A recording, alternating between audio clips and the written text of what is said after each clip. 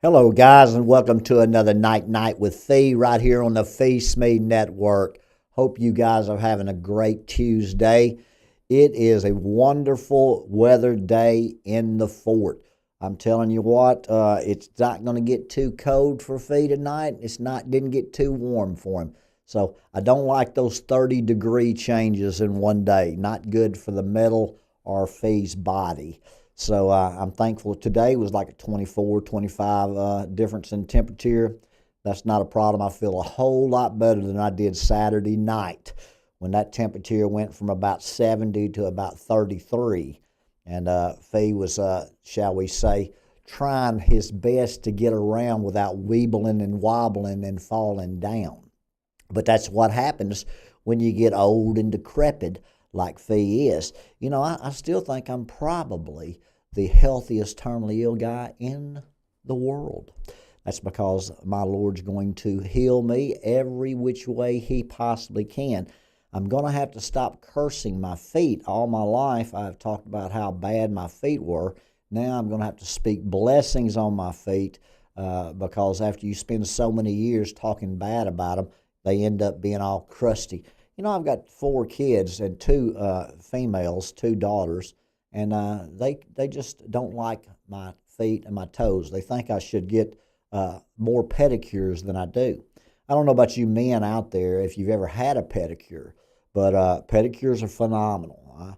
I have a knot, a growth on the bottom of my foot. It's kind of like a needle sticking in it. So every once in a while I go get my pedicure, and my feet always look good for a couple of hours. But I do tip the woman very well. But I've had 3 of them now, and 2 have quit after taking care of my feet. The other one went into the hospital, but she's back now. So she runs when I come in. But they do say that I have ugly feet. We'll have to determine in the future because now I'm going to make my feet a priority. Got to try to get well from the feet up, not from the head down. So that's up on Phee's agenda. I was going to do some yoga, but I've been reading some negative things about yoga, how the movements of the arms and the hands, they invite demonic spirits into the realm that you're in. I don't know if I believe that or not, but anyway, they are putting a lot of the same type of chemicals in your chicken nuggets as they do your yoga mats. So that's important for you guys that like boneless wings. So anyway, thank you guys for tuning in to the Phee Network tonight and Night. Manly Mark will be back this coming Tuesday, a week from today. We will start our Phee show in the mornings, and then Manly will do one Midday Madness with Manly Mark a week until the end of the year. And we also have our second week of Phee versus the females in Phee's Sports Ball with Sir Isaac the Guru coming up on Thursday.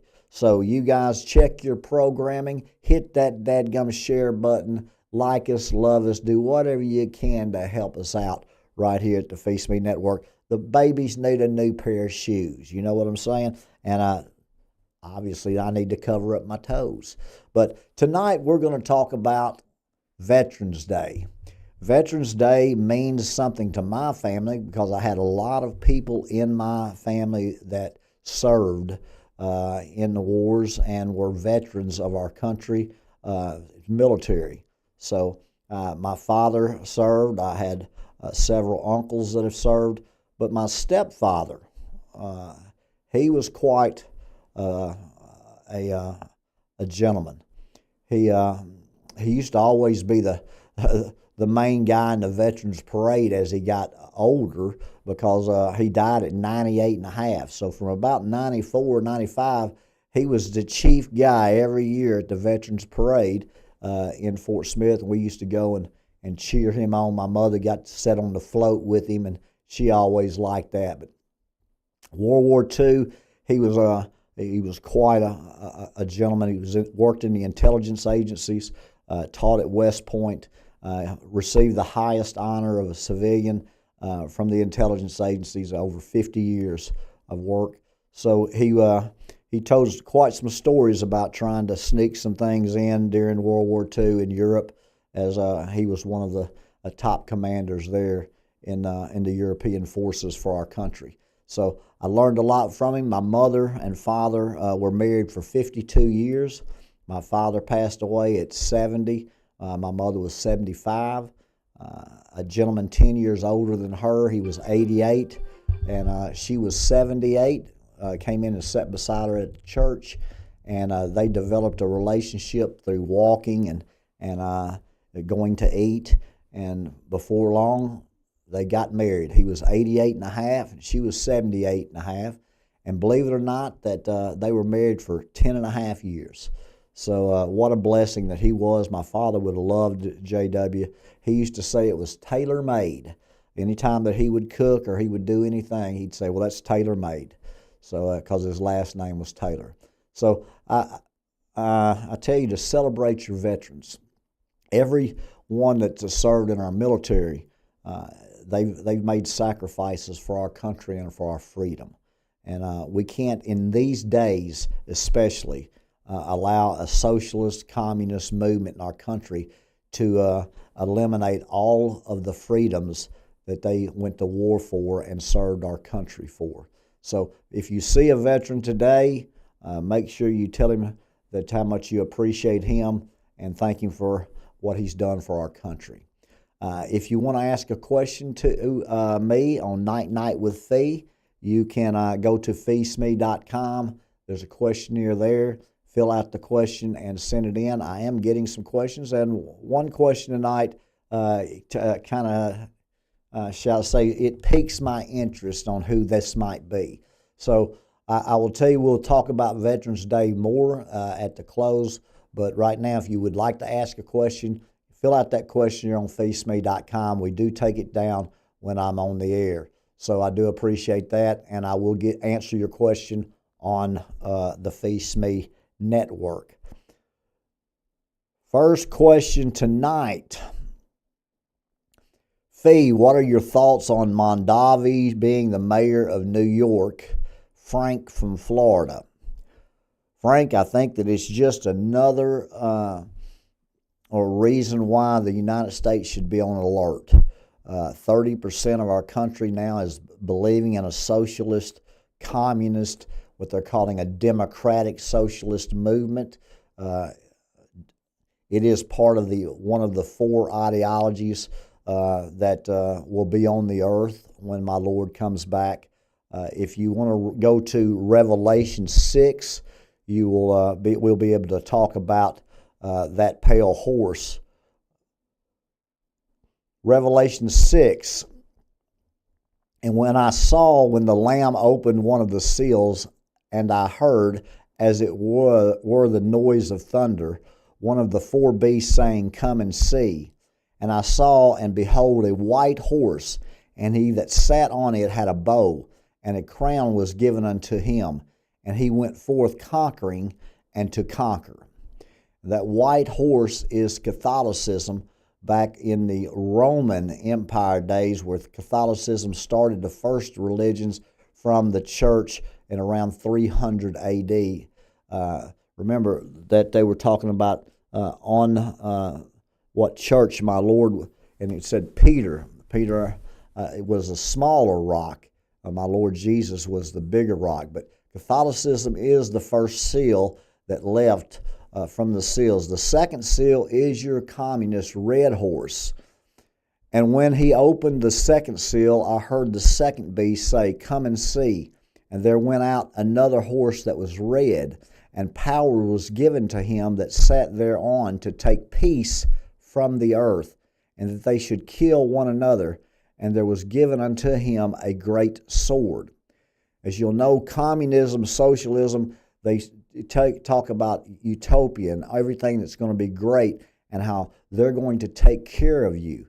In the end, no dictators have never been good to their people.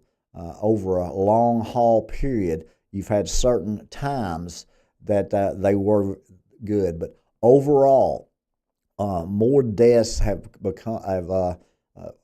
happened because of dictatorships. And that communism, socialist communism movement is going to be big on the earth at the time of my Lord's second coming. And that's because of the one world government and the one world religion. So there's your second one. The third one is capitalism, the black horse. And when he had opened the third seal, I heard the third beast say, "Come and see." And I beheld, and lo, a black horse. And he sat on him, had a pair of balances in his hand. And I heard a voice in the midst of the four beasts saying, "A measure of wheat for a penny, and 3 measures of barley for a penny. And see thou hurt not the oil and the wine." There is your capitalism, being able to buy and sell for profit. There was a time where bartering, a bartering system where you would exchange your goods for their goods based on what you did and what they did, until there was a monetary, some money being changed hands for certain goods. So they gave your capitalism, which will be alive when my Lord is coming back for his second coming. But here is the fourth one. And when he had opened the fourth seal, I heard the voice of the fourth beast say, "Come and see." And I looked, and behold, a pale horse. Now, they didn't know that a pale horse. They'd never seen a green horse. But they did not go back to the Greek and Hebrew to realize that that's a green horse. And so that green horse represents Islamism. And that is what you're seeing taking place right now, becoming very prevalent in our world right now. And his name that sat on him was Death, and hell followed him, and power was given unto them over a fourth part of the earth, to kill with the sword, and with hunger, and with death, and with the beast of the earth. You heard me say several times that Islamism would be on 25% of the earth when my Lord came back. And it's at 25% now. But you can see where I get that, where it says, "And power was given unto them over fourth part of the earth." That would be 25% of the earth. So your question is, what do I believe, or what do I think about Mondavi as the mayor of New York? I think that Mondavi is dangerous. I think he's very well funded. I believe that most of his money is coming from the Arab countries. He will never hurt for money. Will he be successful in New York, where everything is free and people aren't going to have any taxes raised to pay for it? I don't see him being a long-term success in New York. I do see him taking this New York mayor's, and before they can shoot him down as far as anything that he wants to do with policy-wise, he will create more momentum, and then he can run for president. I believe that is the ultimate goal for Mondavi. Will he make it or not? Can he beat Gavin Newsom? You know, when you start talking about Gavin Newsom being the saner of the two, or the better pick of the two, that tells you where the Democratic Party is. You've got a real internal problem with the Democratic Party, because they see the left-wing socialist communist party teaming up with Islamism. Sharia law is a real thing. Sharia law is basically allowing the Quran to govern your laws, and they've infiltrated our government. They've infiltrated our universities with funding. They've certainly mass exodus over in Europe. They've taken over France. They've taken over England. They're having children 6-to-1 to Christians. So they're out populating us. And again, they send their women over here with foreign exchange programs. They marry the men. If you don't understand what has to happen when you marry into an Islamic family, you have to basically deny everybody and everything of your past, and to move into your future in a covenant with one of the Islam's women. You know, a strange thing is Mondavi was well liked and well supported by women that are 18 to 44. Obviously, they don't know anything about what Islamic men believe in when it comes to women. It's amazing to me also that the minorities, the transgenders, the homosexuals, all of those folks voted heavily for Mondavi also, and they're completely and totally against all of that. So I don't know how those cultures match up to actually trying to elect him when it comes to females, young females, and when it comes to your gays and your lesbians, your transgenders. Doesn't make sense to me, but it is a socialist, communist, Islamic movement. You can even see the green and the red in their flags. So it's coming. The one world government's coming. You're going to have a real civil war in the United States with civil unrest because of this movement. The United States now, if you call yourself a Christian nationalist, then that's a racist remark. So I've never been called racist in my life. I grew up and had friends of all races. I spent a lot of time playing sports, and I did so with the majority of folks being blacks in the area that I played with or against. So we played very few white schools. So and when we did, we beat them pretty good. So it was I loved the experience. I've never been called racist, but if you want to call me a racist because I'm a Christian nationalist, I'm a Christian, and that is my number one thing. Is my loyalty is to serve my Lord and Savior, and I live in America. I'm a United States citizen, and my obligation is to support my country, America, and that's what I'm doing here. I'm coaching, doing the best I can with the vision that I had June the 24th, 2023, to let you know what is coming. I have seen it.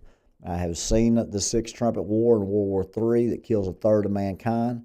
I've seen the civil unrest that's going on in our country with the terrorist and cyber attacks that are coming. I've told people for 2 years the National Guard would be all throughout the United States, that our first responders and our police, our military, and our National Guard need to be paid and need to have raises because they are the key to us winning. And we are going to win. The United States is going to get rid of this element one way or the other. And that sounds real bad. You know, it's amazing that these people from third world countries can come into our country and illegally. And if you say something to them about it, you're a racist. But the bottom line is they are the ones have invaded our country with their culture, their behavior, their beliefs. And now it's spreading from a bunch of discontent people. There's not a lot of middle class left, folks. You're either at the poverty level or you're above the middle class. There's too many people eating too good out at restaurants every single night for me to tell you that they're not doing that on a credit card budget. And so I don't think that you can 3 or 4 times a week can you go out and eat with a family of even 2 children, a husband and wife, and it be less than $60 at $15 a plate. So if you make $35,000 a year, you're under the poverty level. That's $700 a week. So there are people out there right now that are looking to be unhappy with our federal government. They're causing and creating problems, and they're going to continue to do so, whether they're on SNAP benefits or whether they're not getting their way with what they think they should be provided. Whatever it is, you're going to have a whole lot of hatred that's generated from this movement.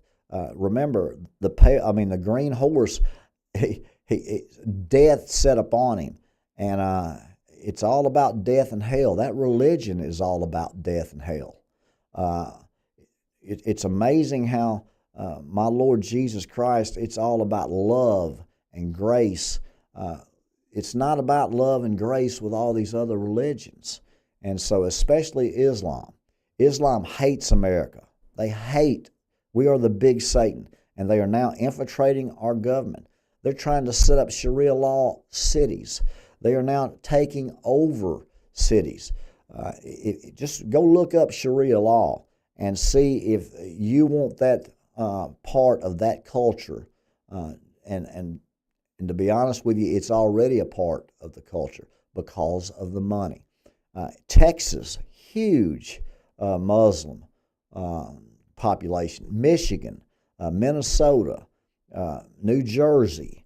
You're seeing they congregate, they cluster together, they outpopulate on a 6-to-1 basis, and they send their women over here to attract men that then have to basically disconnect from everything and anybody of their past in order to become Muslim. So very dangerous. As far as Mondavi, I think he's going to get more and more popular. I do not think that they'll ever implement anything that he says he's going to do, but I think he'll springboard this opportunity for something larger. It says the Quran is the foundation of this intangible distinction of how God expects you to behave. The green and red horses depict ideologies that will be on the earth when my Lord comes back. So, Sharia law is implementing Islamic culture at a government level. How many people right now in our government have been elected by our people that are Islamic? It would surprise you. It would surprise you on a city, on a state, and on a national level how they've infiltrated and who in the world would vote for them. It's like the guy from Syria that was on the top 10 terrorist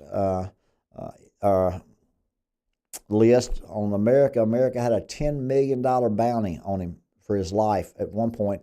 He shaves, he takes off his dadgum army uniform or his terrorist uniform, puts on a suit, and goes over and meets our president.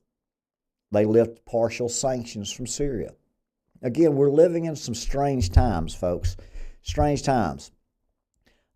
You're finding out in Venezuela, the same thing. You're fixing to have a whole problem in Venezuela that people aren't talking about. But we'll let that go until folks are talking about it, and then we will discuss it at that point.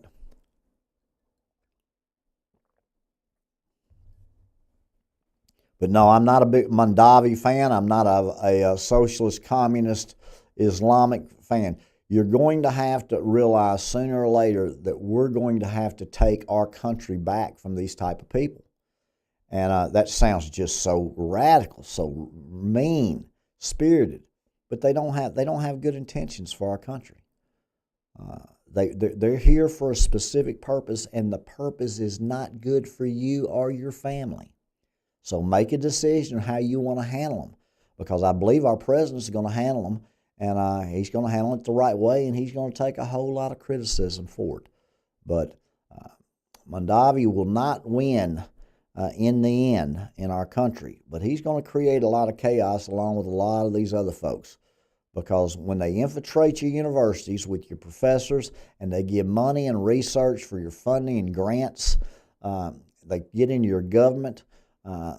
They're doing their best to infiltrate certain areas of your culture to where they can make a strategic difference. And they're doing exceptionally well.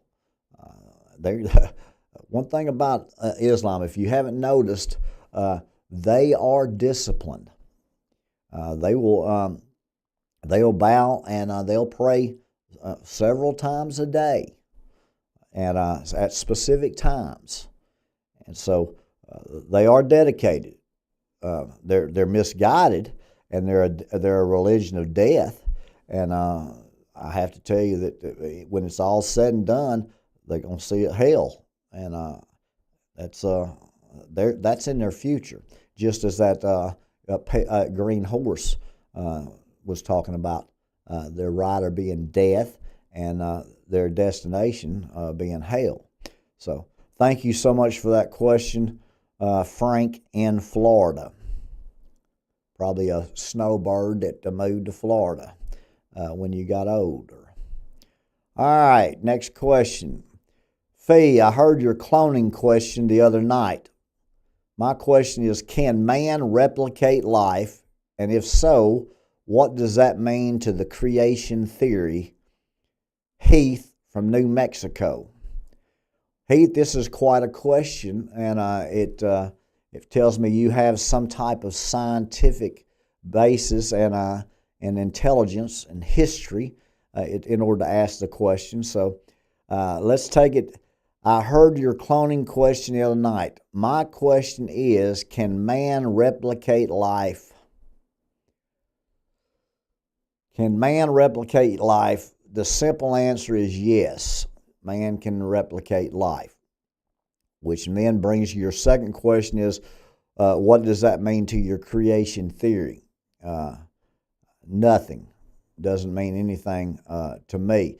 Can they replicate life? Yes, they have now got to a place from Dolly in the 70s to where they can absolutely replicate a single cell. Once you can do that with nanotechnology and then merge it with AI, you'll have a living organism then that can actually be programmed to think any way or anyhow. So not only that, but if you've ever seen Terminator 2, where the metal will liquefy and go through different cages or seep through to equipment, computers, electronic equipment is the word I was looking for. Lots and lots of wonderful, wonderful things that it can do, and including regenerate life and regenerate cells. Very dangerous also, because they can do so many things that that hadn't even been created yet. So from a strong standpoint of being able to clone a specific cell or an organism, that's been being done probably, I'd guess, 10 to 15 years. Now, being able to merge that nanotechnology and that living organism that you can replicate from any type of pathogen or any type of cell-like organism, once you then can connect that to AI, you can bring that organism to an intellectual being. So what do I think about it from a creation theory standpoint? Scientists can replicate life. They can regenerate synthetically is the key. Synthetically is the key. My Lord did it organically. From a biochemistry standpoint, you can replicate that from a single source. And that single cell will be able to replicate itself. So even probably within the next 3 to 5 years, they'll be able to not only, they won't have to take a specimen or a sample of a certain bacteria or even a biological weapon, any type of virus or bacteria. They won't have to take the sample of that or that host. All they need to be able to know is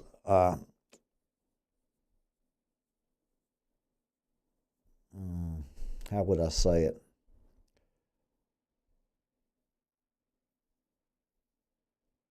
All they would really be able to know or have to know is the code.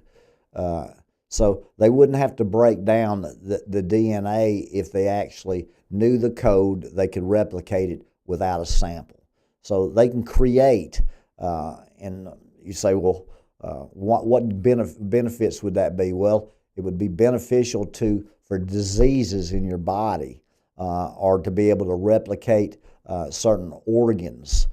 So they'll, from a FDA or food standpoint, they've been doing bioengineering with foods for many years, and they've been crushing our diet because of it. They can do the same thing from a microbiology standpoint with organisms. And so very dangerous technology. Regenerative medicine is here, and it will be here with the nanotechnology. What you don't want to be able to do is to clone synthetic cloning organisms. If you do, you're in for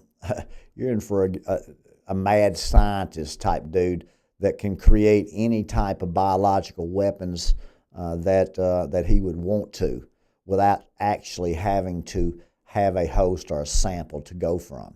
So that in itself, from a biological weapons standpoint, is international treaties are basically based on trust. I don't think I would trust anybody with any of this technology. I guarantee you there's people out there more advanced right now than people would ever believe,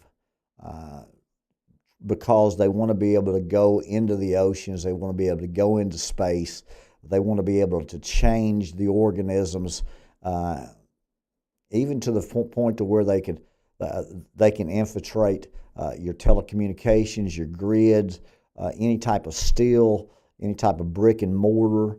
You just think of it as a liquid metal that could attach to any type of a structure, and then they could use that from a cloning standpoint synthetically to move it throughout, if it was an operating system or your body or any type of agricultural plant, even insects that you could. There'll be tons of good uses for synthetic cell cloning, especially with the emergence of AI and nanotechnology. But from a risk-reward standpoint, I would tell you that the risk of someone doing some really, really horrific genocide type of bacteria, viruses, from a biological standpoint, far outweigh the advancements in medicine or in food or in health. So you can create a synthetic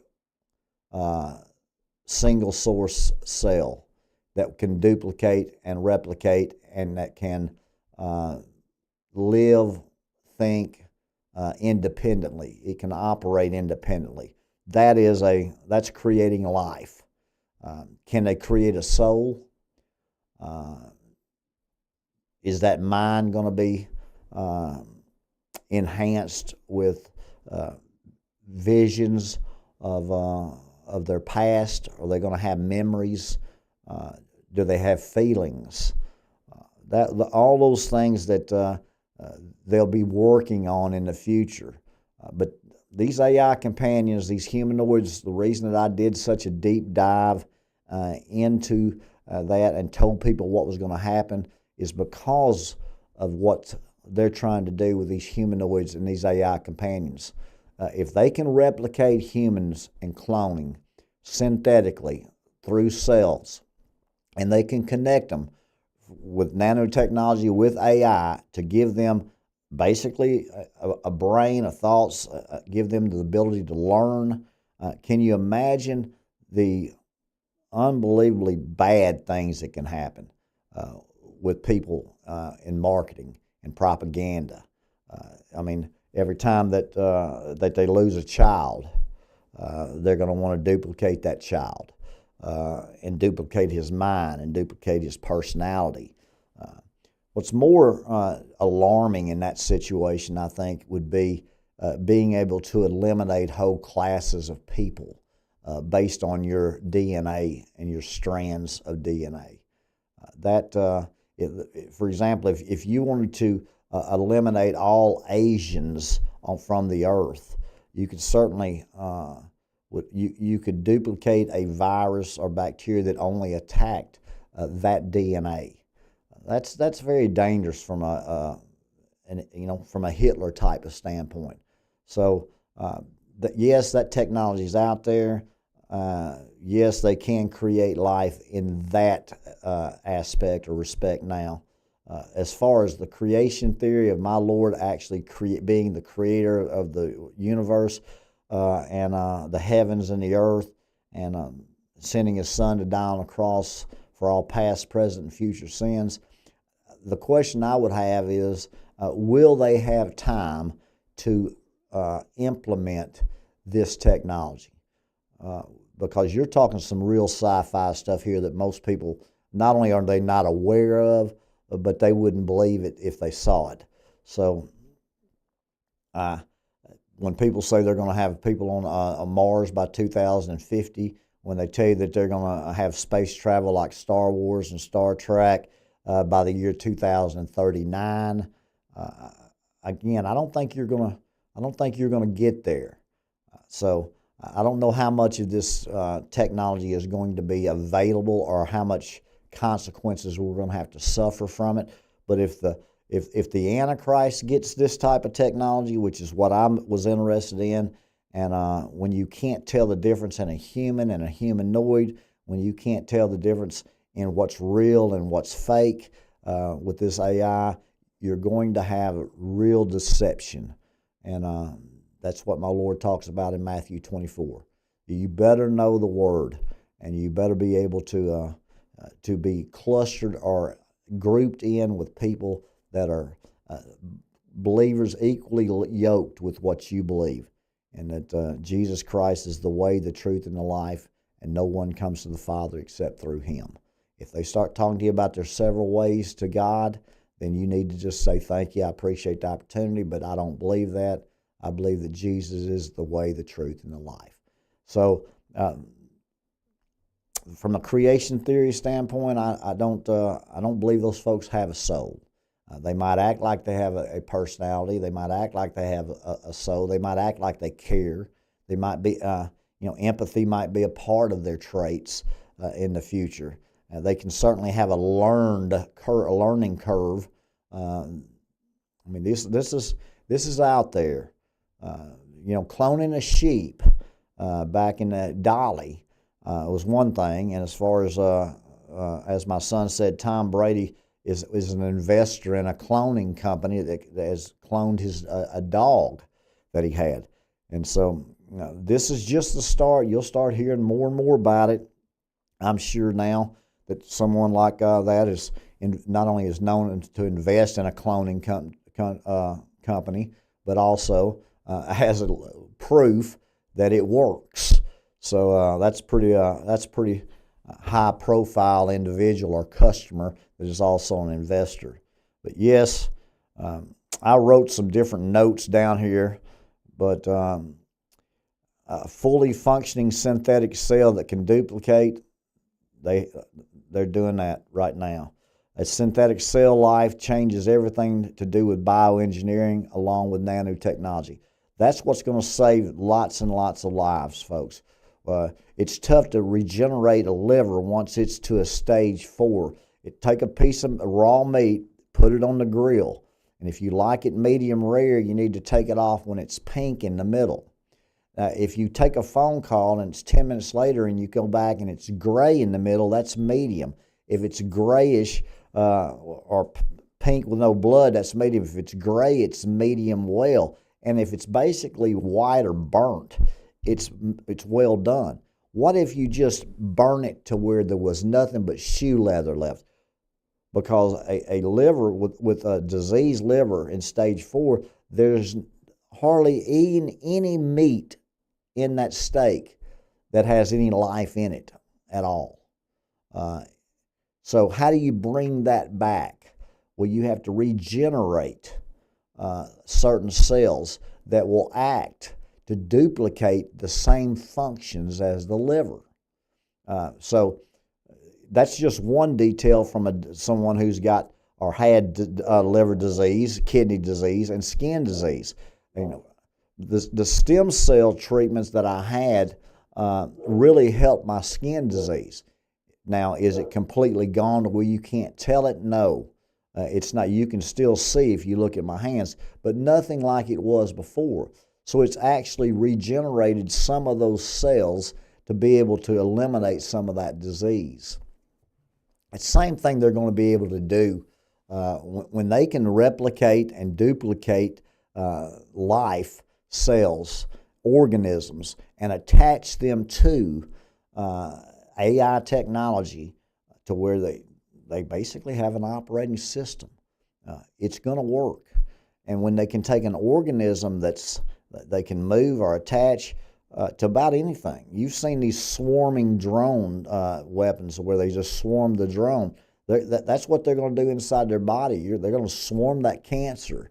They're going to swarm any disease that you have. They're going to be able to eliminate that. That's all great, but you can do it in a better, safer way. Remember, here's one thing I can guarantee you. This is not going to stop. They're not going to ethically stop it. There's too many good reasons to do it. But with every good thing that you can do, you can also do a lot of bad. And that's why I did the deep dive, because AI companions are one thing. Humanoids, that's one thing.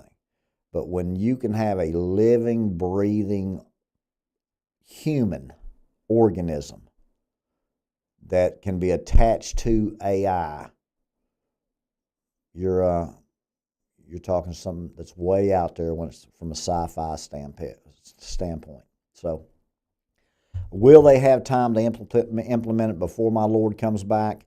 We shall see. I'm betting no, that they will not. But it's certainly something out there that people don't know about it. You will in the future. I wrote down here, synthetic cloning can attach an agent or pathogen inside the cell to give it an operating system or intelligence to handle very dangerous tasks. And the fusion is coming to where you will create a liquid metal type of bioweapon that can attach to infrastructures and to take out, telecommunications grids, all the way to microprocessing, to any kind of cargo ships, any type of GPS system, bridges, dams, all those things that people don't even have to be around. That's how scary that is. So, and thank you for that question in New Mexico, Heath. I hope you ask some more questions like that in the future. And thank you. Next question.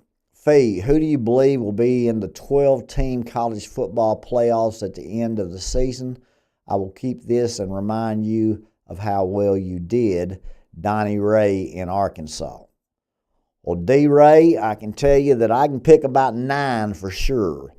The other 3, I don't think I could pick unless I can tell you who's going to win what game.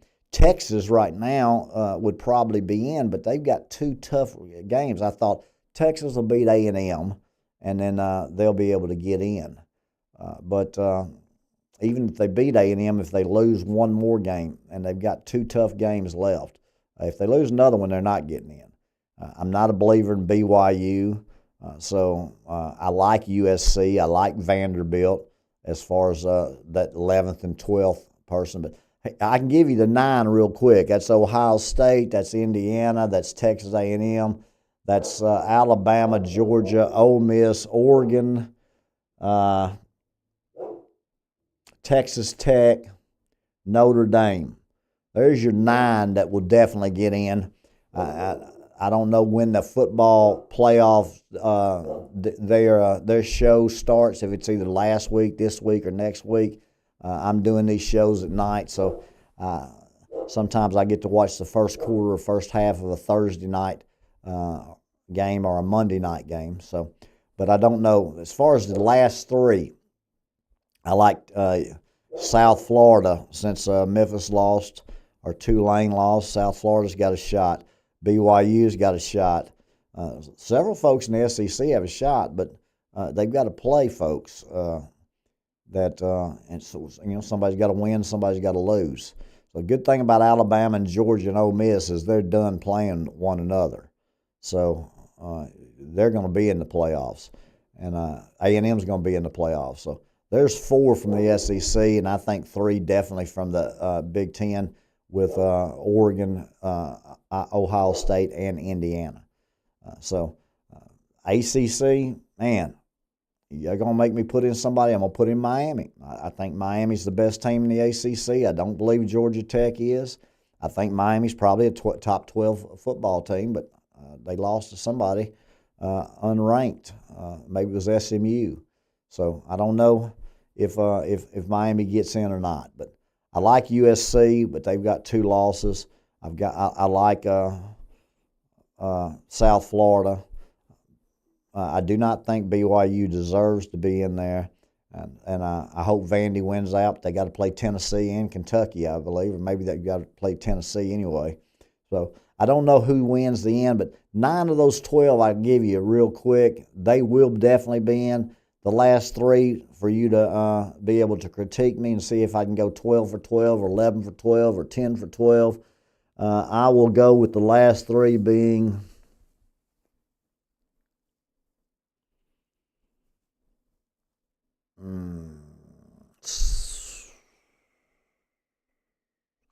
Miami at 10, USC at 11, and South Florida at 12. There's my 12 for you. And Donnie Ray in Arkansas. Hold me to it. I'm going to guarantee I give 10 or 12. I'll get one of the last 3 and definitely the first 9. So I should not go less than 10 for 12. And thank you, Donnie Ray, for that question. Next question. Phee, what are some of the foods that we have been told that are good for us that are really bad? Janice in Missouri. Well, shoot, Janice, I can give you a whole list of those things real quick. First of all, just go to your pyramid and that the FDA and the Department of Agriculture put out. Boy, I tell you what, don't ever let the people who are making your food tell you what's good for you and what's not good for you. How about we start with that?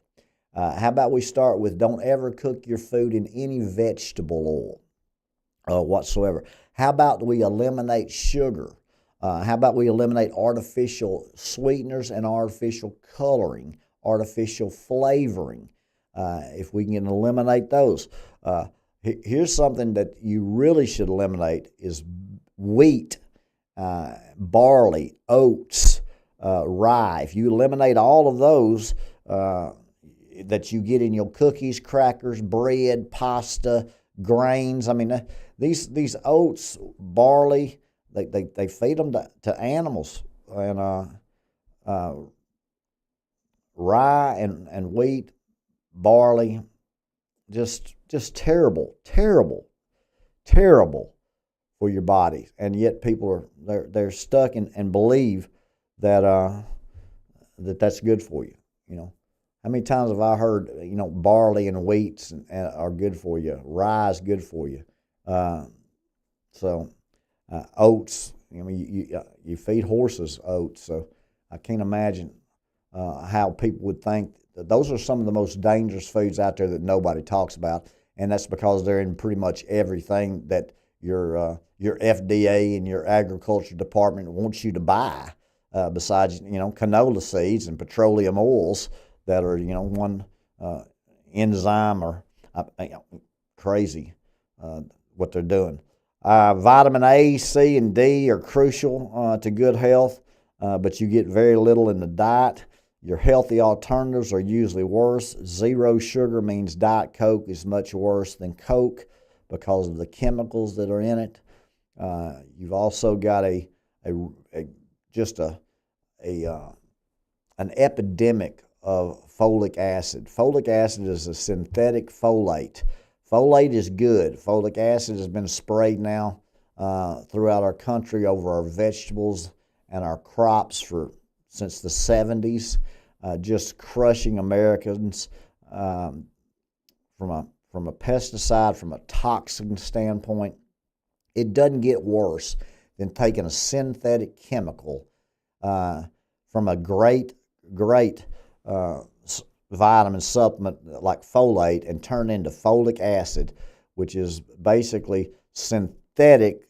And why would they spray that over all of our foods and crops for 50 years now, and want to know why we're so sick?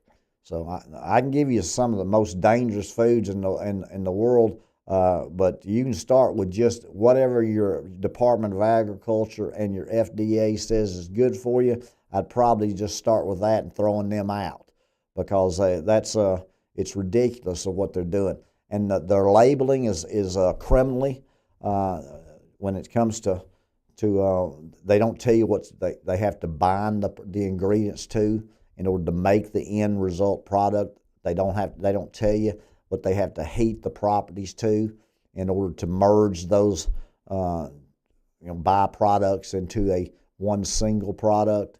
So the toxins in plastics, your food comes wrapped in plastic. Your bottle is now bottled in plastic.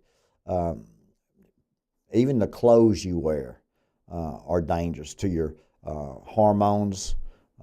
From a reproductive standpoint, they pretty much just demasculated men any way they could, from a diet standpoint, from a clothing standpoint, from a cultural standpoint, and then these women that are feminists, that they don't believe in working in the home. You got a lot to do to work at a home. If you want to be a good homemaker, then you work harder than most men do out in the workplace. It's a full-time job to keep a home and raise a family, and that's something now that 50% of American women do not want to do. They do not want to have children, and they don't want to get married. And you're having a whole culture with these swingers that have these unicorns, which is bisexual women. Bisexual women now are becoming very prevalent in today's society, and you're having a lot of men that are very turned off by today's culture, especially divorced women. So women these days tend to have a whole lot of specifications for the man. He has to make six figures. He has to be 6'2". He has to be this. He has to be that. And or they degrade men. I tell you that from a relationship standpoint, it just keeps getting worse when you get behind computers and phones and don't interact with people. And it's the same thing that's going on right now with your food and your diet. You've gone so far from a cultural shift of what was healthy and good to eat to somebody else making your food, either whether it's fast foods or pre-made meals, to where it's bioengineered crops, to where whatever they put in your canned goods for the shelf life, or what they do to your fruits and vegetables for them to have the same type of texture and color as if they just came out of or off the tree. All of those things are bad for the human body. Just like we talked about synthetic cloning a single source or a single living cell and then being able to replicate that. That's what they've done to your diet, and they've done it in a toxin way to make you sicker, where you have to go to the doctor more. If you notice that you have a whole culture of the last 60 years to where if you want to miss work, you get a doctor's note. If you want to miss school, you get a doctor's note. If you get sick, you need to go to the doctor. Everything you have to go to the doctor. That has mentally conditioned people to think that doctors are something that's real special. When bottom line, doctors, they're just not that smart, and they never have been. They just have to be like a salesman. They have to know more than the customer they're selling to, and that makes them smart. Kind of like news is still news to you if you hadn't read it.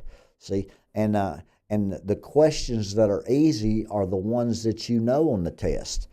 You know, if the questions that are hard are the ones that you don't know on the test. So anybody can seem smart if they look up a subject or research a certain subject. The key is if you'll ask more than 3 questions, you'll normally find out whether or not they actually know what they're talking about or not. And the FDA and the Department of Agriculture and the most dangerous foods out there are being allowed out there because they're profitable and because of lobbyists and because they're interacting. These people that own healthcare systems also own your bioengineering food. Their hands are in everything. Therefore, they're making money off of everybody, and they don't have your best interest at heart.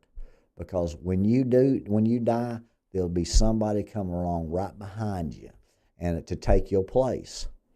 So that's what we don't want to have happen, and it's already happened in our diet. So your Department of Agriculture and your FDA told you to eat foods that were basically bad for you.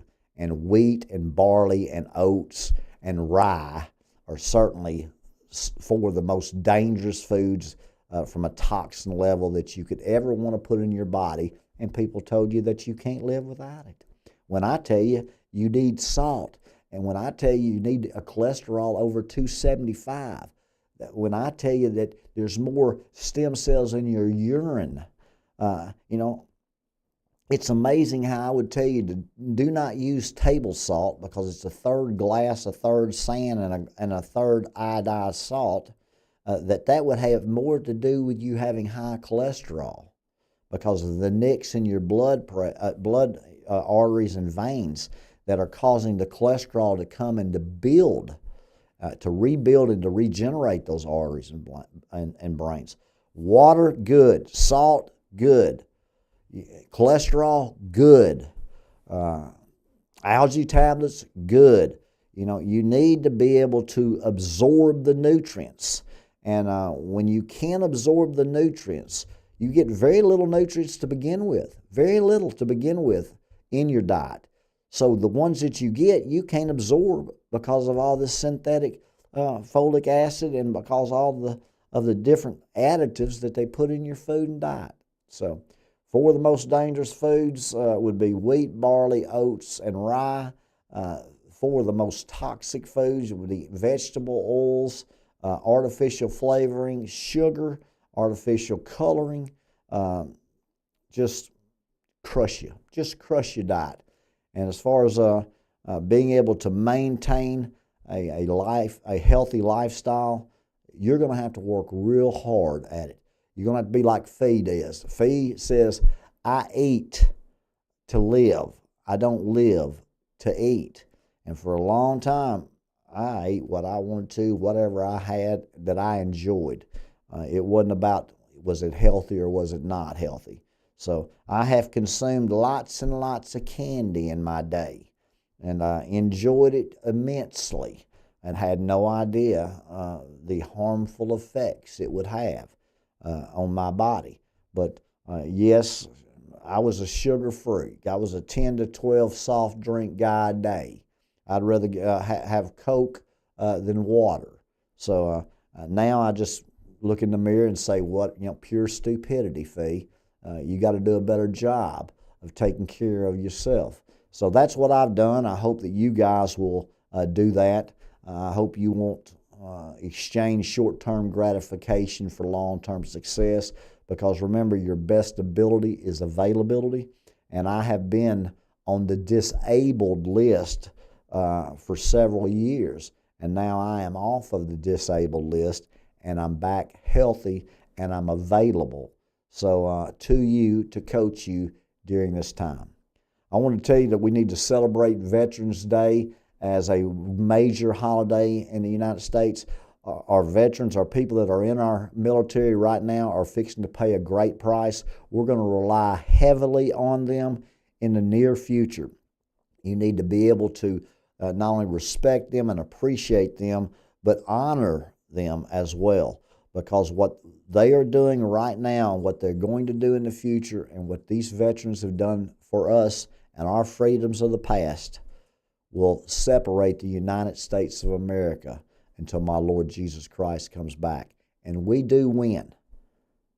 The United States of America is the wings of an eagle that carried the woman with the 12 stars out in the wilderness for times and a half of times for those last 3.5 years, the 42 months of the wrath of Satan. which I have seen folks, and I'm here to tell you, folks, they're just burning. Their skin's burning and they're begging to die. Do not take that mark. Endure to the end, and you will see eternity with my Lord Jesus Christ and inherit the riches of the kingdom of God. Thank you guys for tuning in to Night Night with Phee. I certainly appreciate you guys. Share us, like us, love us, and remember, no matter what you're doing, you're missing something. So let's make what we're doing worth what we're missing. God bless you guys. Night, night.